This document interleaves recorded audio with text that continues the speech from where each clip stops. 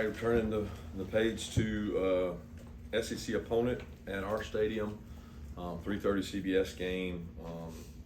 Seems like most of the years Georgia opens with South Carolina, and this game hasn't always been that since I've been here, but it's always been early in the schedule, and as it is this year. Got a lot of respect for Shane and his staff, the staff he's assembled. They do a tremendous job with their players. They play really hard. Got a lot of respect for those guys. I know they tend to have players from our state, and we tend to have players from their state. There's always a really important game when it comes to playing a school that's this close geographically to you. So I know both teams will be up for the game, and should be a great atmosphere, and hope our fans can give us a home field advantage for this game.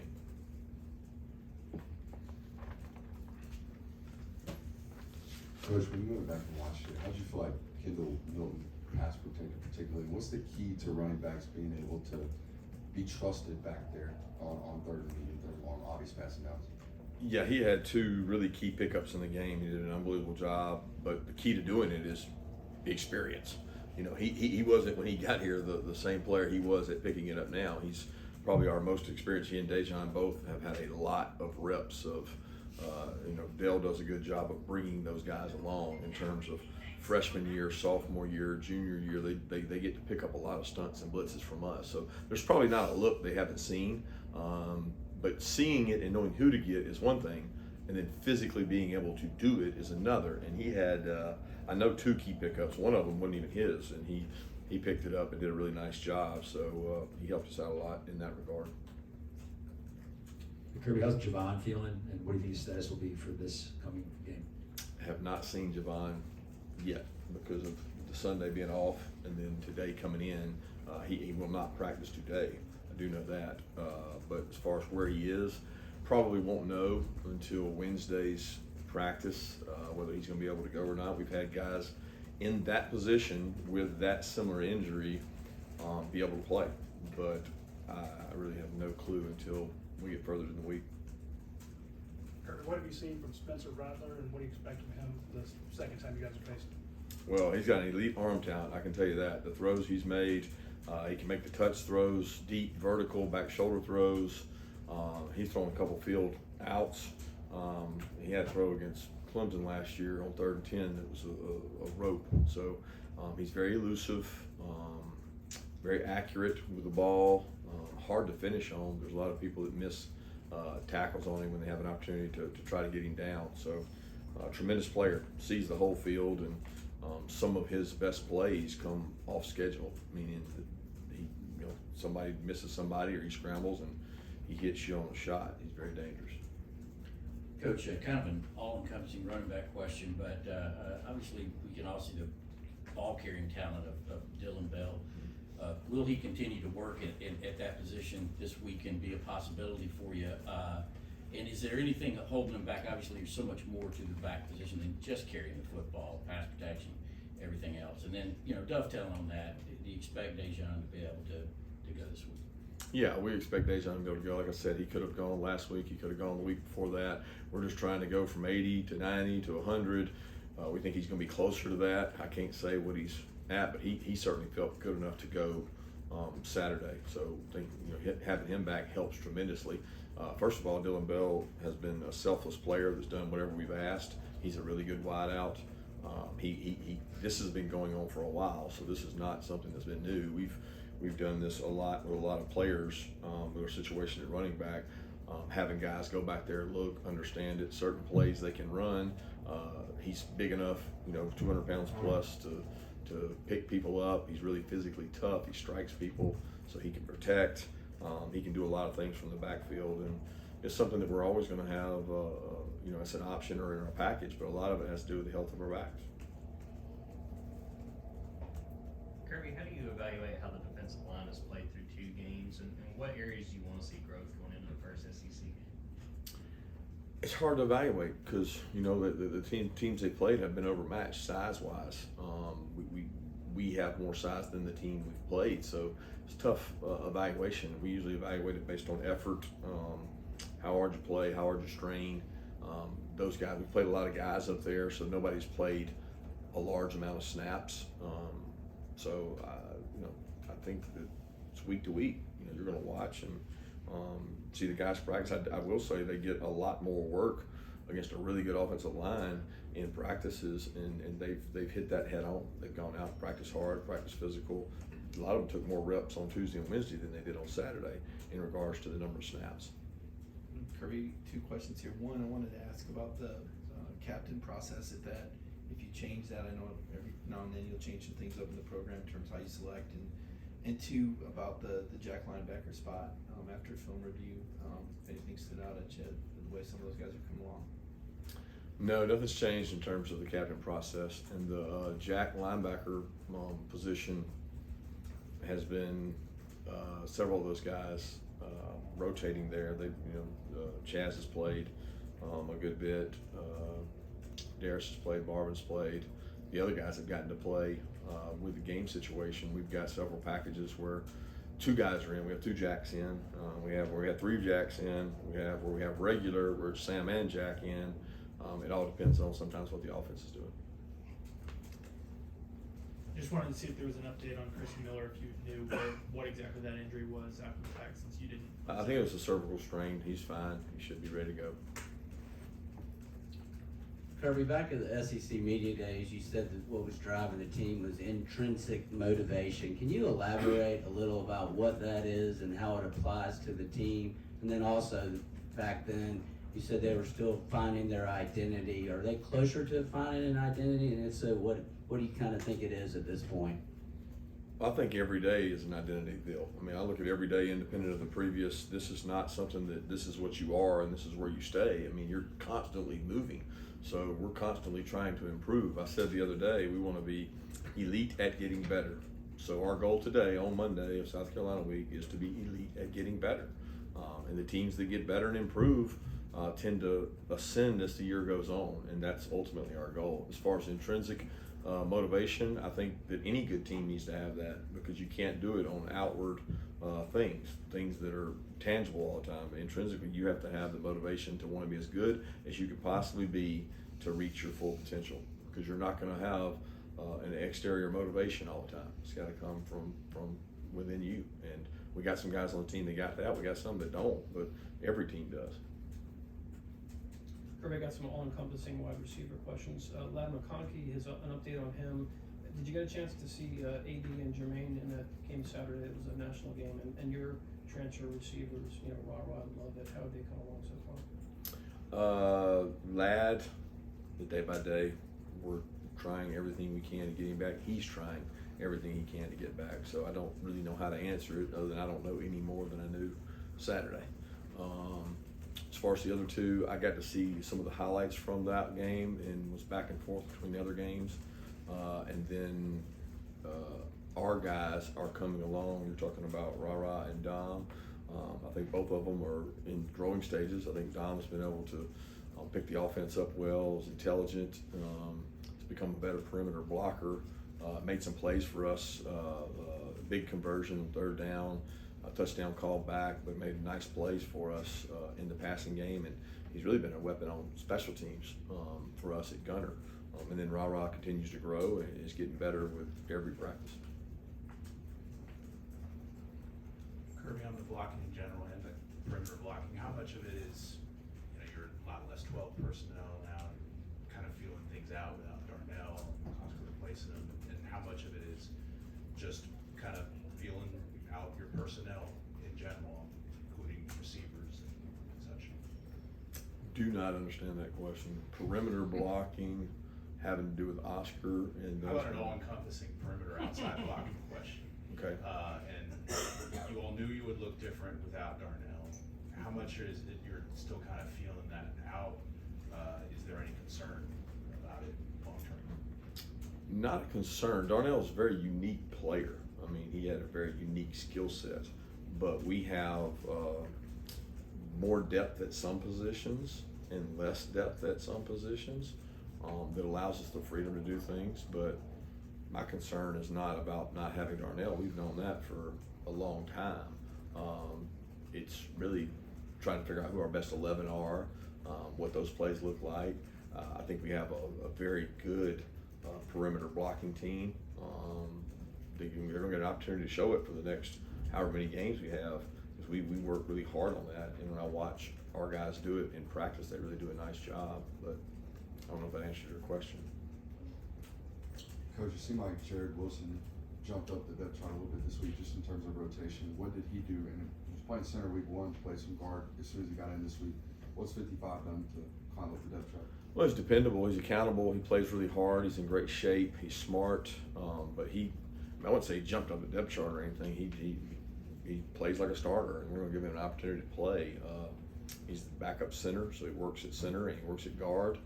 He's able to work at both those. We wanna have depth at those positions, so you really wanna have 2 guards that can swing, and you wanna have a center that can play, and he earns what he gets, and he's earned it.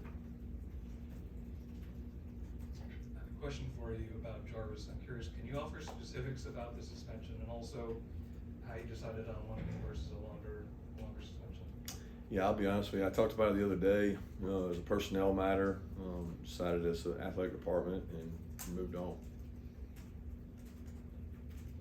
Yeah, with the inside linebackers, how would you evaluate how they played through 2 games without Smile being able to play as much and getting him back to fuller strength? How much better does that make your defense having him and Javon kind of at the top of the depth chart there? Explain what you mean about he did play, like he did start, right? Yeah, well, playing a bigger role now that he's getting back to full health. I'm still confused what you're asking. The other guys got to play when he was out in the first game, so we got to get depth from those guys playing. But I thought he played well the other day. He's still not, like, he's gone a long time without practicing. So when you go 20-something practices without practicing, you could say, well, he's played for 2 other years. Yeah, he started 1 year.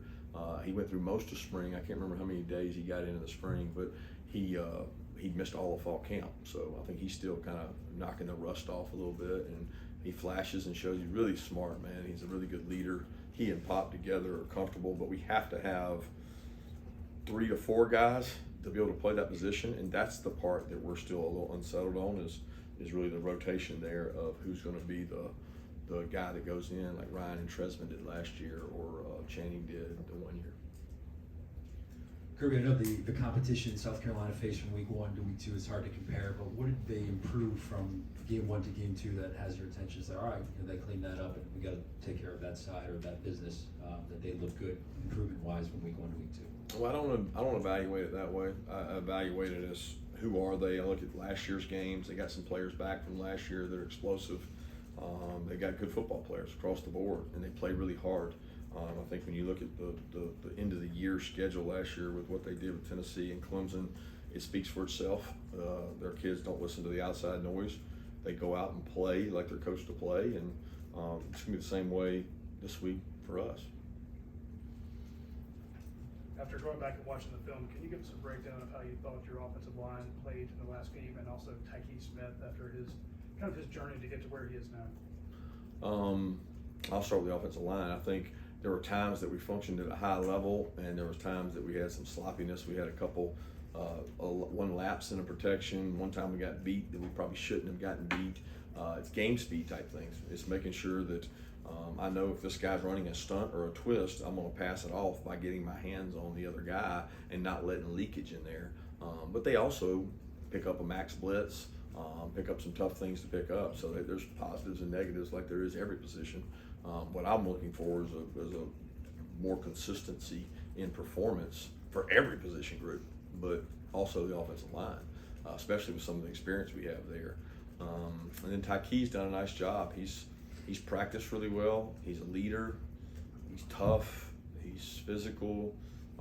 He's in better shape. You know, last year, like I always say, he was coming off of an ACL and was probably not the same person he is now. He's in better shape right now than he was. He's starting on 3 out of 4 special teams. I mean, the guy's been a really good player for us for 2 weeks. Coach, you kind of talked about how the fans have been a little bit. I just wanted to ask overall, what's your opinion been on the attendance and at least the crowd noise they were developing through these first 2 games? And I know SEC Media Days, Tonka Hemingway was asked about some of the toughest stadiums he played in, and Georgia wasn't on that list. How important or how just good to see Sanford being one of the toughest places to play around not only the SEC but the NCAA? Yeah, I'm expecting it to be that.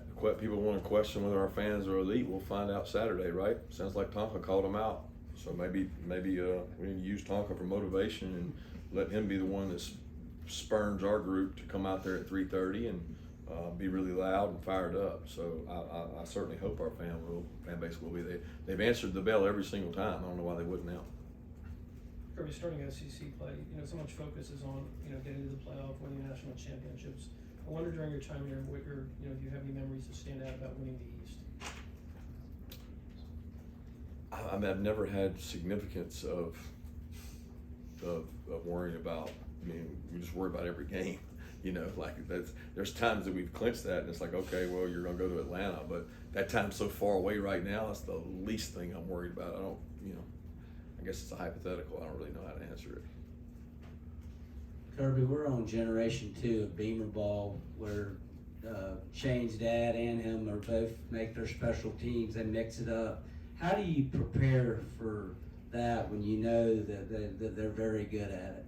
Yeah, they were tops in the conference last year in the little composite thing we do in terms of looking at all of them and ranking all the special teams units and then taking a composite of that. They were one in the SEC, and it's something they do a really, really good job of. I know he's very hands-on with that. He's passionate about it. It creates an identity for his players, and you can see them. They play that way on special teams. They play really hard on special teams units, so it's an important part of the game. And if you look at at least maybe our second game, I don't know about our first one, but it was impactful for us too. So you're going to have a lot of momentum plays in those units. Coach, they obviously have a new coordinator change with DawgsHQ taking over as offensive coordinator.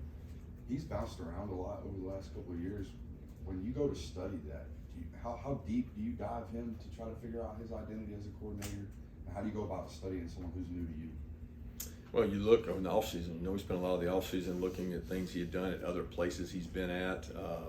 You watch what they currently do. You see the impact of what they're doing this year is probably the biggest priority, but you also watch where he's been and what they've done last year. They were really successful at the end of last year, and he wasn't a part of that. So I think it's a mesh of all those guys in terms of what they're doing now, and we look as far back as we can because we want to get all the information we can. Kirby, I know you focused on your season. I guess I want to ask you more of a broad-based question on the SEC. There's been a couple of upsets, I guess. LSU going down. We see A&M losing to Miami. We see Alabama. It was a streak you were a part of there with the non-conference string. How much of that would you attribute to the portal versus maybe just kind of a cyclical deal with all the guys that the league continues to put into the NFL draft? I really have no idea.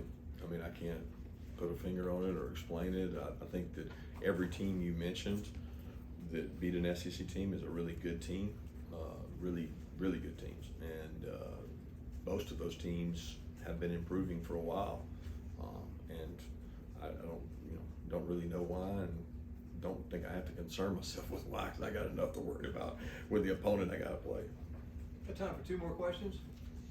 Yeah, what do you want to see Malachi Starks continue to get better on as he continues to develop? Disguises, tackling open field, being a leader. I think he's taken ownership and improving in a lot of ways. And I can go back and watch last year's game. Every team we play that we repeat, and you get to see him as a freshman to now, and it jumps out at you that like, oh man, the guy was really nervous last year and was really struggling. And he's more confident, understands the defense better, but still a lot of things he can improve on. But when you watch him last year in this game, he was certainly nervous. Coach, you touched on Spencer Rattler's arm talent earlier, and I remember back in the UT Martin game, you kind of spoke on how the secondary wasn't tested too much. Now that they're facing a guy like Rattler that can really get it down the field, how important is it for that group to really be tested, especially this weekend and for the rest of the season? Yeah, we've got to be prepared. It's not just Rattler, it's the weapons he has around him. They've got an elite group of wideouts and even tight ends that they use, and he makes a lot of plays, and they got guys that can play the ball down the field. I mean, the explosive plays they've made in the last 4 to 5 games of theirs is pretty special, pretty elite, and a lot of them are down the field throws, so we will have to play that part well. Thank you.